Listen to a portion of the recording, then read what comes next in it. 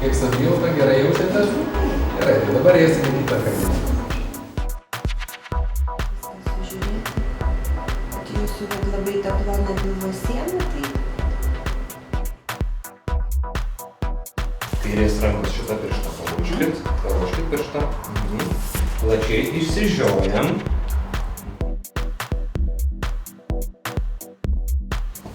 Labą dieną.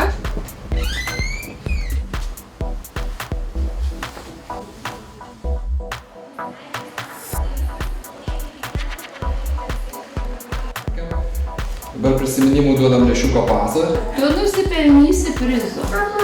Buvot prie jūros, pilnas ausis smėlio. Nusiskambinti, kiek įmanoma būtų, tokia nesukaustyta kaip dabar.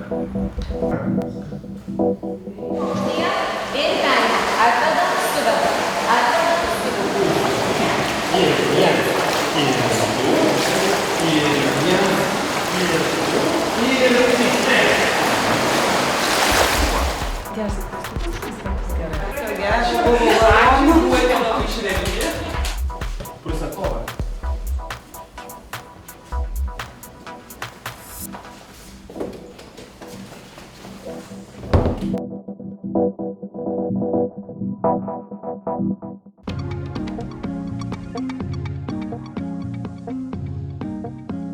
Turbūt žinojau nuo vaikystės, kad eisiu mokytis mediciną, kad noriu tapti gydytoja. Gal dalinai tas lėmė, kad šeimoje yra nemažai medicinos profesijos atstovų. Aš pradžioje norėjau būti biologu, bet po to pasirinkau gydytojo specialybę.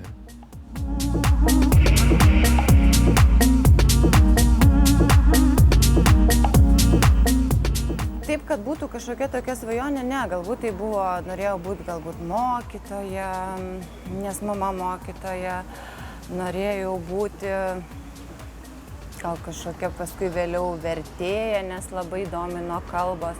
Man tikrai pasisekė, kad aš baigęs rezidentūrą pradėjau dirbti Antakalnio poliklinikoje, nes čia yra senos tradicijos ir tikrai pasisekė su vadovais, nes jie labai priimdavo naujoves.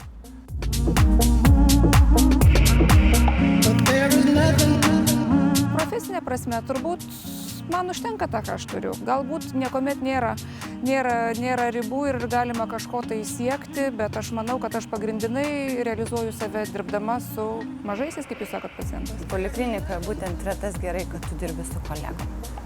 Ir, sakykime, mūsų tas jaunatviškas toksai galbūt, nežinau kaip čia pasakyti, agresyvumas, veržlumas ir kartu vyresnių gydytojų patirtis, tai yra pacientui be galo didelis privalumas atėjus į polikliniką.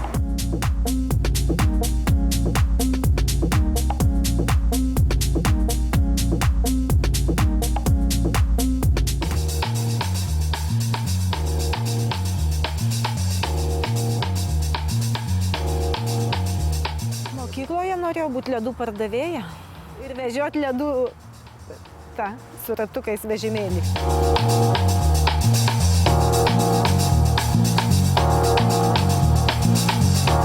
Močiutė svajoja, kad būčiau mokytoja, senelis, kad dainininkė.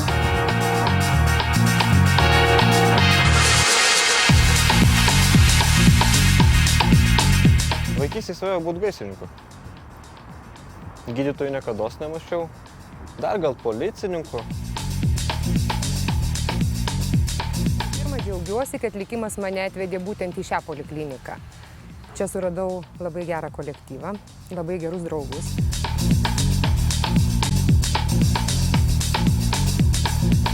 Dabar vis tiek, tegu ir mažiuko skyriaus, bet esu vadovė, aš pirmiausia stengiuosi, kad kolektyvas būtų laimingas.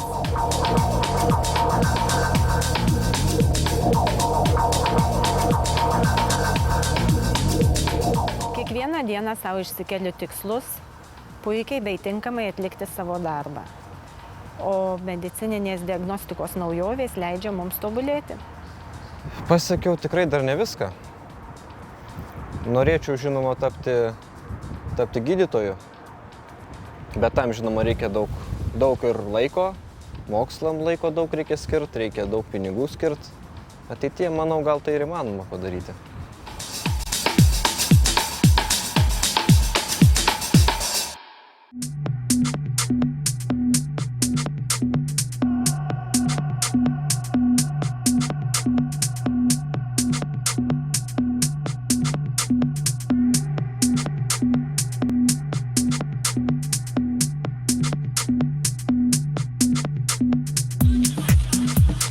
Svajojau būti gydytoja.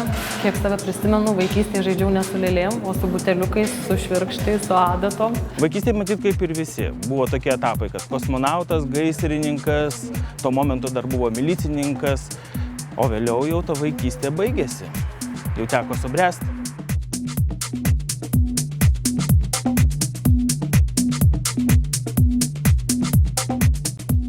Kiekviena diena tobulėjimą, tai kiekvienas žmogus yra skirtingas ir pagal situaciją, bet taip, aš save matau čia dirbančią ir ilgai ir man patinka. Mūsų poliklinikoje darbas nuo pat mažųjų grandžių yra apgalvotas ir suplanuotas taip, kad gydytojas galėtų kuo daugiau laiko skirti pacientui, įsigilinti į jo problemas ir padėti jas spręsti. Personalas, su kuriuo tu dirbi, tai yra nuo to viskas prasideda.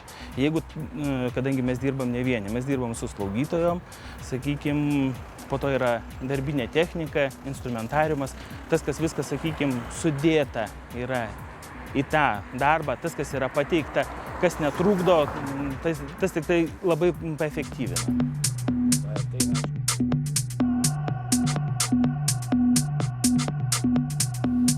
Atradau į specialybę, kur ne visai žinau apie tą specialybę viską, bet kai įstojau, pradėjau mokyti, supratau, kad aš esu ten, kur aš norėčiau būti. O kai pradėjau čia dirbti, tai 100% užtikrinta, kad dirbu tą darbą, kurį noriu ir kurį noriu toliau dirbti.